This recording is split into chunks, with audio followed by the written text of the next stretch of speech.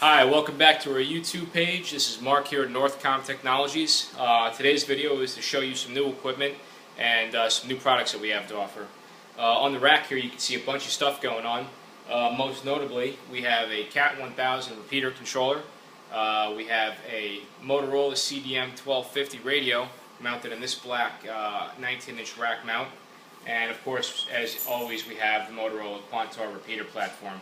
Up here we have a spectrum analysis display coming off our service monitor so that we could show you visually exactly what's going on with our RF. This whole product came together because we had a customer out in Washington State who has a 900 megahertz Quantar that he wants to put in amateur use. And what he requested is that we provide him with a cable to do this, a repair of his CAT 1000 controller which was not working correctly, as well as a UHF linking radio that we were able to provide him. So what we did is we went ahead and we built him a full interface cable for all this equipment, and we also custom fabricate these black aluminum faceplates for the 19-inch rack that accommodate radios like the Motorola CDM, the MaxTrack GM300, Spectra, or whatever other similar radio that you might have. In these faceplates that we build, we can put either one or two radios for remote receivers, transceivers, or other kinds of links. But to show you exactly what we built for this customer, I'm going to go ahead and turn the rack around and we'll take a look at each one of these pieces one by one.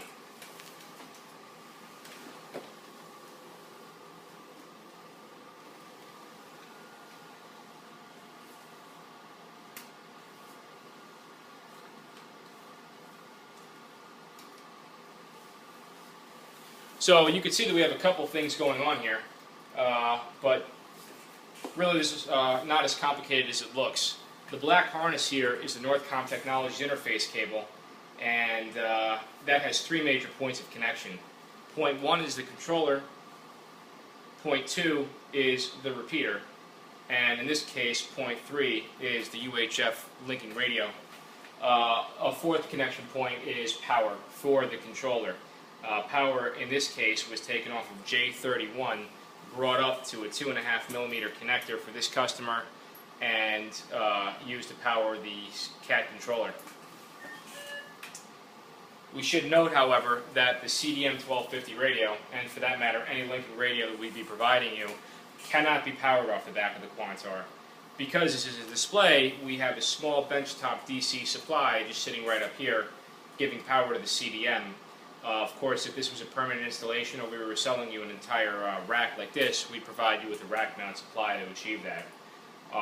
It should be noted, you should never attempt to power something larger than maybe 700 to 800 milliamps off the backplane of the Quantar. Also of note is that most of our cables take power from two primary sources, J17, the Centronics connector, or J27. This customer had a component on J27 which couldn't be removed, and he also did not order a Centronics cable. He required the MRTI point connection. So we took power off of J31. I mention this simply to explain to you that if you have a power connection on J31, you should never try to plug it into J27. Those points are not compatible. B positive and the negative pins are not in the same locations, and that can cause damage to your equipment.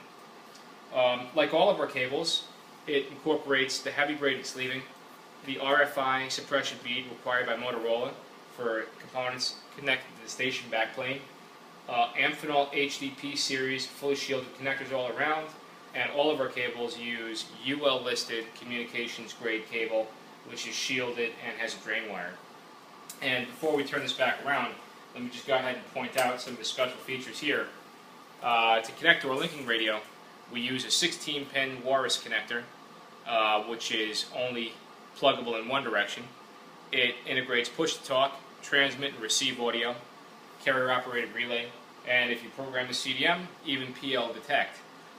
One special note, however, is that the CDM is different than the MaxTrack and the GM in a very significant way, and that is the way the radio turns on. The GM300s and the MaxTracks of old had a mechanical electric switch to turn the radio on and off. The CDM is newer technology, it programs in Windows. All that being said, is if this entire station were to lose power momentarily and the CDM were to shut down, it could not be turned back on unless somebody went up to the front of the radio and actually pushed the electronic switch to power cycle it. That, of course, would not work at a remote receive site. So what we do instead is we use ignition sense pin 10, and we connect that ignition sense to the CAT 1000 controller. Now once the CAT regains power coming from the Quantar, it's going to send that signal to the CDM, automatically turning the radio back on. It's important that we not overlook this, because again, we do lose power repeater sites momentarily for things like generators kicking on, and that would not work if we had the radios shut down and not turn themselves back on. So I'll go ahead and I'll plug this back in. You'll hear the CDM power back on.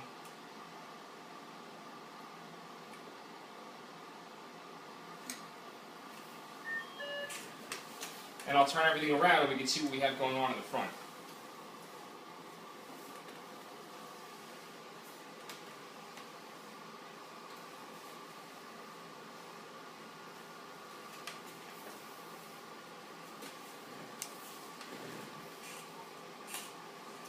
Alright, let's start by turning on our receive radio, and we'll power cycle the CAT controller, make sure that identifies for us.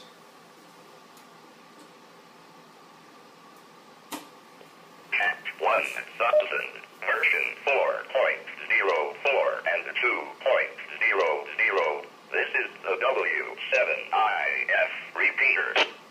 Okay, that sounds pretty good.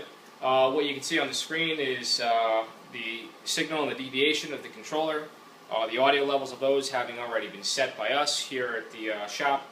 And if we key up, we should hear our courtesy tone drop. And we certainly do.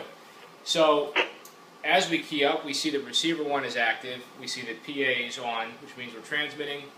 450.25 is our approximate transmit frequency. We can see our deviation, test 1, 2, 3, 4, 5.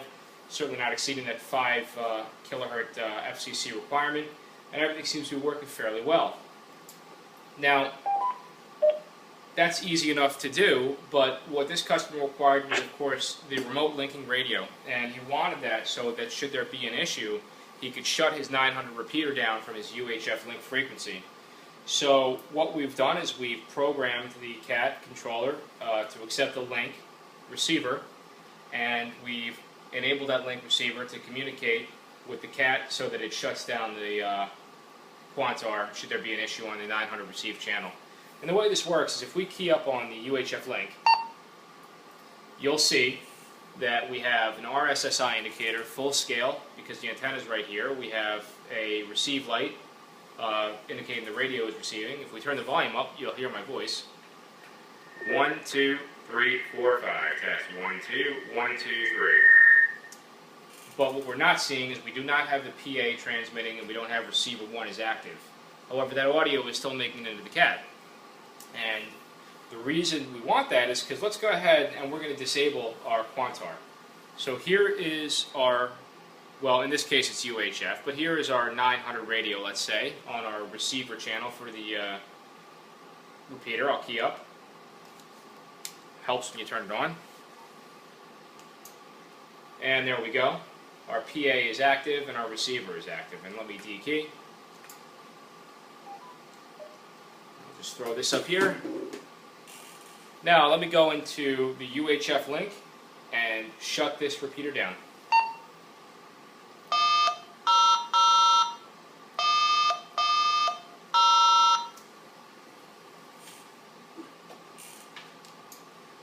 Now, when I key up our UHF radio again, or theoretically our 900 radio, we see the receiver 1 is active, but the PA is not transmitting, and that's because we shut it down. And that's exactly how we want this to work. So let's go ahead, we'll enter in the new code, we'll reactivate our transmitter.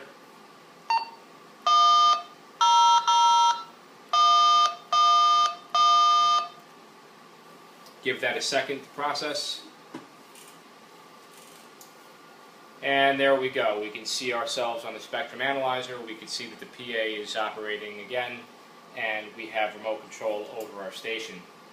As a final check of how the system is working, let's just do a quick DTMF test.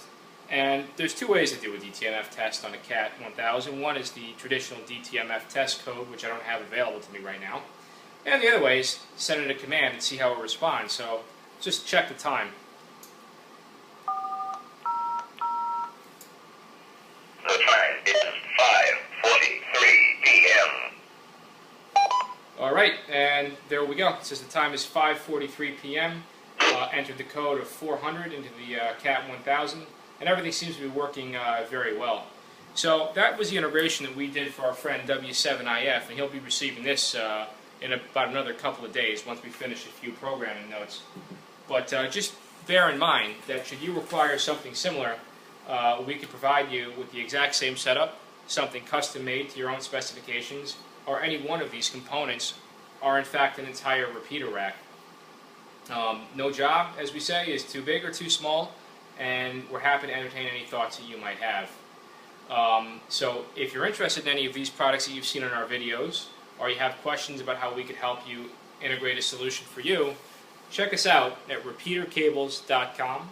Again, that's repeatercables.com. Our phone number is listed at the webpage along with an email.